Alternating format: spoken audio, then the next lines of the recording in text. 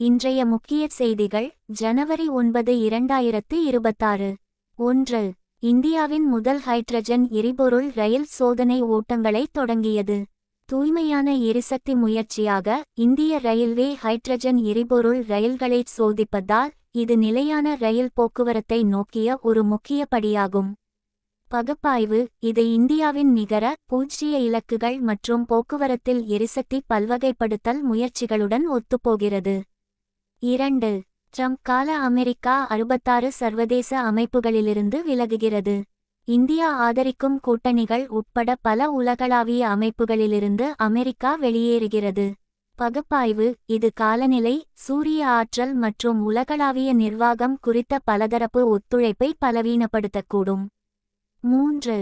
Reserve வங்கி 35 வங்கி சாரா நிதி நிறுவனங்களின் உரிமங்களை ரத்து செய்தது. விதிமுறைகளை பின்பற்றாத காரணத்தால் இந்திய ரிசர்வ் வங்கி வங்கி சாரா நிதி நிறுவனங்களின் உரிமங்களை ரத்து செய்கிறது.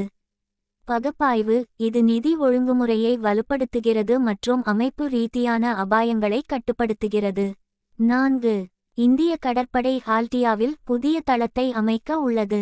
வங்காள விரிகுடாவில் கடல்சார் இருப்பை மூலோபாய ரீதியாக விரிவுபடுத்துகிறது. பகுப்பாய்வு புவிசார் அரசியல் ரீதியாக முக்கியத்துவம் வாய்ந்த பிராந்தியத்தில் இந்தியாவின் பாதுகாப்பு நிலையை இது மேம்படுத்துகிறது. 5. 2026 மேய்ச்சல் நிலங்கள் மற்றும் மேய்ச்சல் சமூகங்களின் ஆண்டாக ஐ.நா. அறிவித்துள்ளது. உலகளவில் நிலையான நில மேலாண்மை மற்றும் மேய்ச்சல் சமூகங்களின் வாழ்வாதாரங்கள் மீது கவனம் செலுத்தப்படுகிறது. பகுப்பாய்வு இது சர்வதேச அளவில் காலநிலை மற்றும் விவசாய கொள்கைக்கான முக்கியத்துவத்தை உணர்த்துகிறது. 6. என்விடியா தலைமைச் செயல் அதிகாரிக்கு IEEE கௌரவ பதக்கம் வழங்கப்பட்டது. கணினி மற்றும் செயற்கை நுண்ணறிவு தொழில்நுட்பத்தில் செய்த புதுமைகளுக்கான அங்கீகாரம். பகுப்பாய்வு இது தற்போதைய உலகளாவிய தொழில்நுட்ப தலைமை மற்றும் முதலீட்டு ஆர்வத்தை எடுத்துக்காட்டுகிறது. 7. விசாகப்பட்டினத்தில் மேக் இன் இந்தியா SME உச்சி மாநாடு. சிறு மற்றும் நடுத்தர நிறுவனங்களின் சூழல் அமைப்பு மற்றும் பிராந்திய வளர்ச்சியை வலுப்படுத்துவதில் கவனம் செலுத்தப்படுகிறது.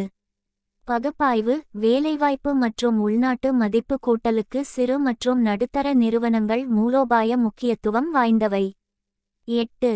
அசோக் லேலண்ட் லக்னோவில் மின்சார வாகன ஆலையை திறந்தது. இந்தியாவின் மின்சார வாகன உற்பத்தி திறன்களுக்கு ஒரு தொழில்துறை ஊக்கம்.